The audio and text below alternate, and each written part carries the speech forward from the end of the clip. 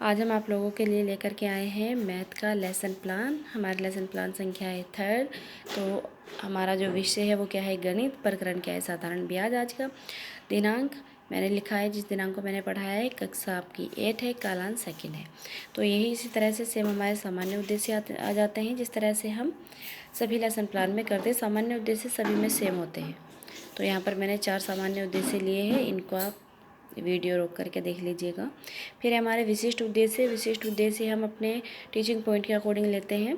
जैसे कि मेरा जो आज का टॉपिक है वही साधारण ब्याज, तो सबसे पहले साधारण ब्याज के बारे में हम बच्चों को बताएंगे। तो इसी में हम विशिष्ट उद्देश्य में पॉइंट क्या बनाएंगे कि छात्राएं साधारण ब्याज के विषय में ज्ञान प्राप्त कर सकेगी। सेकेंड है कि छात्राएं साधारण ब्याज के सूत्रों को समझ सकेगी, क्योंकि सेकंड कंटेंट हमने सूत्र लिया है। फिर थर्ड में हमारा आ जाता है कि छात्राएं साधारण ब्याज से संबंधित प्रश्नों को हल कर सकेगी। फिर आपका आता है सहायक सामग्री, चौक, डस्टर, लपेट, सैंपल, चार्ट, मोटर इत्यादि। ये हमारी सहायक सामग्री होती है जो हम बच्चों को पढ़ाते समय यूज़ करते हैं। इधर हमारा आता है पूर्व ज्ञान। तो पूर्व ज्ञान में हम क्या लिखेंगे कि छात्राएं साधारण ब्याज के बारे में सामान्य जानकारी रखती हैं। इसके बाद आता है हमारा प्रस्तावना प्रश्न। तो प्रस्तावना प्रश्न हम बच्चों से इजी पूछते हैं ताकि वो आंसर दे सकें। तो इस तरह से यहाँ पर 3 कॉलम बनते हैं हमारे।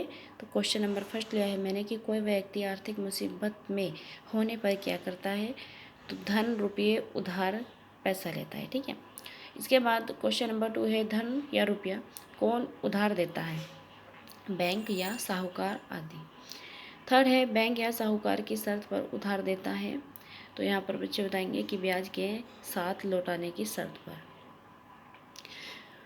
क्वेश्चन नंबर 4 है कौन से ब्याज पर व्यक्ति उधार लेता है। तो साधारण ब्याज पर, क्योंकि ये हम किस क्लास को पढ़ा रहे हैं, 8 क्लास को। तो 8 क्लास के बच्चे इन सभी क्वेश्चनों का आंसर आसानी से दे सकते हैं।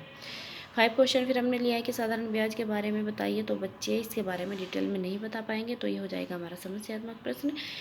फिर हमारा आता है उद्देश्य कथन। तो उद्देश्य कथन में हम क्या लिखते हैं, जो आज हम पढ़ाने वाले हैं। तो हम बोलेंगे छात्राओं, आज हम साधारण ब्याज के बारे में अध्ययन करेंगे। मैं जो है मतलब मैंने गर्ल्स इंटर कॉलेज स्कूल में टीचिंग की है, तो मैंने हर जगह पर छात्राओं करके लिया है। आप छात्र लिखना अगर लड़के और लड़कियों का स्कूल है तो। फिर यहाँ पर हमारे 6 कॉलम बनते हैं। एक शिक्षण बिंदु का यानी कि टीचिंग पॉइंट वाला, फिर अपेक्षित व्यवहारिक उद्देश्य, शिक्षण अधिगम, छात्र अध्यापिका क्रिया या छात्रा क्रिया, इधर हमारा अनुभव, शिक्षण विधि, प्रवृत्ति या सहायक सामग्री, लास्ट में आता है हमारा मूल्यांकन। तो यहाँ पर सबसे पहले हम बच्चों को साधारण ब्याज के बारे में बताएंगे और सेकंड कॉलम में हम लिखेंगे छात्राएं साधारण ब्याज के विषय में ज्ञान प्राप्त कर सकेगी। इधर आपका आता है विकासात्मक प्रश्न। बच्चों से हम पहले एक विकासात्मक प्रश्न पूछते हैं। तो हम क्या पूछेंगे कि किसी से पैसा उधार लेने पर हमें क्या देना पड़ता है। तो बच्चे बताएंगे लिए गए पैसे पर ब्याज भी देना पड़ता है। क्वेश्चन नंबर 2 हमारा हो जाएगा कि साधारण ब्याज किसे कहते हैं। तो बच्चे इसका आंसर नहीं दे पाएंगे, ये हो जाएगा हमारा समस्यात्मक प्रश्न। फिर हम इसके बारे में बताएंगे छात्र अध्यापिका कथन। अब हम इसके बारे में बताएंगे बच्चों को कि जब कोई व्यक्ति किसी साहूकार या बैंक से कुछ धन उधार लेता है तो यह उधार लिया गया धन मूलधन कहलाता है। उधार लिया गया धन जब एक निश्चित समय के बाद लौटाया जाता है तो मूलधन के अतिरिक्त कुछ और धन देना पड़ता है। यह अतिरिक्त धन ही ब्याज कहलाता है। ठीक है। क्योंकि जब क्या होता है, हमने कुछ भी पैसा लिया तो उस पर हमको क्या करना है, कुछ पैसे के साथ में उसको लौटाना पड़ता है। अगर हमने किसी से 5,000 लिए हैं तो उससे ज़्यादा ही उसको देना पड़ेगा, क्योंकि ब्याज भी देना है। तो इसको ब्याज कहते हैं। अब मूलधन यानी कि प्रिंसिपल और ब्याज इंटरेस्ट के योग को मिश्र धन कहते हैं। जो हमारा मूलधन होता है यानी कि जितना हमने पैसा लिया है, फिर उस पर जितना हम ब्याज देते हैं, इन दोनों को हम जोड़ेंगे कि हमने कितना लिया था और कितना उस पर ब्याज दे रहे हैं, टोटल अमाउंट हम कितनी दे रहे हैं, तो इसको अमाउंट कहते हैं। जितने वर्षों या दिन के लिए धन उधार लिया जाता है वह समय कहलाता है। प्रति 100 रुपये मूलधन पर प्रति वर्ष दी जाने वाली रकम को ब्याज की दर कहा जाता है। जब ब्याज केवल मूलधन पर निश्चित समय के लिए एक ही दर पर लगाया जाता है तब उसे साधारण ब्याज कहते हैं। ठीक है। तो ये हमने यहाँ पर बताया साधारण ब्याज की डेफिनेशन। इस कॉलम में हम लिखेंगे कि छात्राएं ध्यानपूर्वक सुनेगी, समझेगी, वह श्यामपट्ट कार्य को अपनी कॉपी में नोट करेगी। यहाँ पर हमारा वही सेम प्रश्नोत्तर, प्रवृत्ति और व्याख्यान विधि। मूल्यांकन में हमारा नीचे एक क्वेश्चन आ जाएगा। मैंने क्वेश्चन लिया है कि साधारण ब्याज किसे कहते हैं।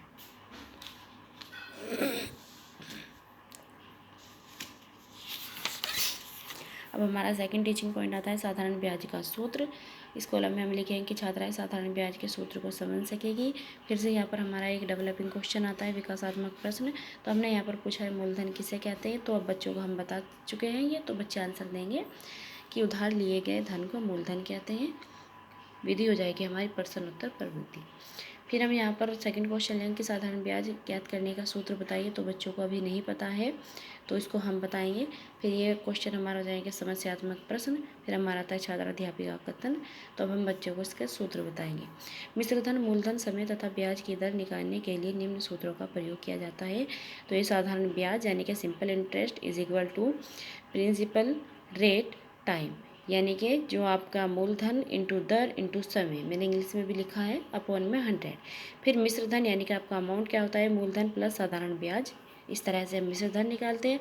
अगर हमको मूलधन निकालना है तो क्या करेंगे, ब्याज इंटू 100 अपॉन में आ जाएगा दर इंटू समय। और अगर हमको दर निकालना है, किसी क्वेश्चन में आ जाए कि दर निकालिए, तो ब्याज इंटू 100 अपॉन में आएगा आपका मूलधन इंटू समय। और अगर आपको समय निकालने के लिए दिया जाए तो ब्याज इंटू 100 अपॉन में मूलधन इंटू दर। इस तरह से आप ये सभी निकाल सकते हैं, साधारण ब्याज, मिश्रधन, मूलधन, दर एंड समय। इधर हम लिखेंगे कि छात्रा ध्यानपूर्वक सुनेगी, समझेगी, वह स्वयंपट कार्य को अपनी कॉपी में नोट करेगी। विधि हो जाएगी हमारी व्याख्यान विधि। फिर हम यहाँ पर बच्चों से क्वेश्चन करेंगे कि साधारण ब्याज ज्ञात करने का सूत्र बताइए। तो बच्चे इसका सूत्र अब बता देंगे, क्योंकि हम बच्चों को बता चुके हैं। फिर हमारा आता है आदर्श प्रश्न, यानी कि बच्चों को जब हमने साधारण ब्याज के बारे में बताया, उसके सूत्र के बारे में बताया, अब हम बच्चों को 2 क्वेश्चन करके दिखाएंगे साधारण ब्याज से रिलेटेड। तो आदर्श प्रश्न है हमारे, यहाँ पर हम लिखेंगे कि छात्राएं साधारण ब्याज से संबंधित प्रश्नों को हल कर सकेगी। फिर यहाँ पर मैंने 2 क्वेश्चन करके दिखाए हैं बच्चों को, फॉर्मूला लगा करके। तो क्वेश्चनों को आप वीडियो रोक करके देख लीजिएगा, ठीक है। 2 क्वेश्चन मैंने यहाँ पर बच्चों को करके दिखाए हैं। इधर हम लिखेंगे कि छात्राएं सुनेगी, समझेगी, वैसे हम पटकारियों को अपनी कॉपी में नोट करेगी। विधि हो जाएगी हमारी ये निगमन विधि। फिर यहाँ पर आपका 4 पॉइंट आता है अभ्यास प्रश्न। अब हमने क्या किया कि बच्चों को पहले साधारण ब्याज के बारे में पढ़ाया, फिर उसका सूत्र के बारे में पढ़ाया, उसके बाद हमने इससे रिलेटेड बच्चों को 2 क्वेश्चन कराए हमने। उसके बाद अब हम क्या करेंगे, बच्चों को 2 क्वेश्चन खुद से करने के लिए देंगे, उनके अभ्यास के लिए, प्रैक्टिस के लिए। इसमें लिखेंगे हम छात्राएं साधारण ब्याज से संबंधित प्रश्नों को स्वयं हल कर सकेगी। फिर यहाँ पर हमने बच्चों को 2 क्वेश्चन करने के लिए दिए हैं, तो बच्चे क्वेश्चन को खुद से करेंगे क्लास में बैठ करके। इधर आ जाता है हमारा कि छात्राएं प्रश्नों को अपनी कॉपी में नोट करेगी। विधि हमारी क्या हो जाएगी, अभ्यास कार्य है, ठीक है, क्योंकि अब हमने बच्चों को ये प्रैक्टिस करने के लिए दिया है। अब आता है हमारा पुनरावृत्ति प्रश्न। तो इसमें हमने फर्स्ट में लिया है रिक्त स्थानों की पूर्ति कीजिए, साधारण ब्याज का सूत्र डैश है। तो बच्चे यहाँ पर साधारण ब्याज का सूत्र लिखेंगे। फिर है उधार ली गई राशि पर हमें एक निश्चित डैश पर ब्याज चुकाना पड़ता है। तो बच्चे बताएंगे इसका आंसर, सही या गलत बताइए। तो फर्स्ट में लिया है मैंने मूलधन और ब्याज के योग को मिश्रधन कहते हैं। बच्चे बताएंगे टिक द या रोंग। सेकेंड है दर ज्ञात करने का सूत्र ब्याज इंटू 100 इंटू अपॉन मूलधन इंटू दर है। तो ये बच्चे बताएंगे कि मैंने सूत्र सही लिखा है या गलत लिखा है। अब हमारा आता है श्यामपट्ट कार्य। तो इस तरह से मैंने ये श्यामपट्ट कार्य किया है। श्यामपट्ट कार्य में हम एंट्री करते हैं विषय, प्रकरण, दिनांक, कक्षा, कालांश। उसके बाद हम श्यामपट्ट कार्य पे बच्चों को वर्क कराते हैं। तो ये मेरा श्यामपट्ट कार्य है।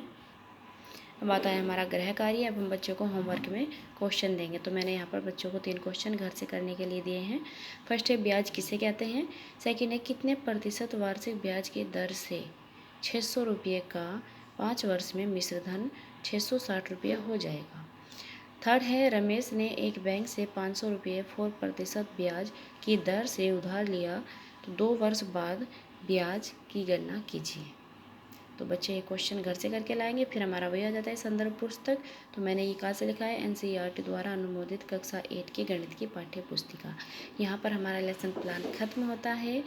और प्लीज़ वीडियो को लाइक करना, शेयर करना एंड सब्सक्राइब करना, और कमेंट बॉक्स में ज़रूर बताइएगा कि लेसन प्लान कैसा लगा आपको, ठीक है।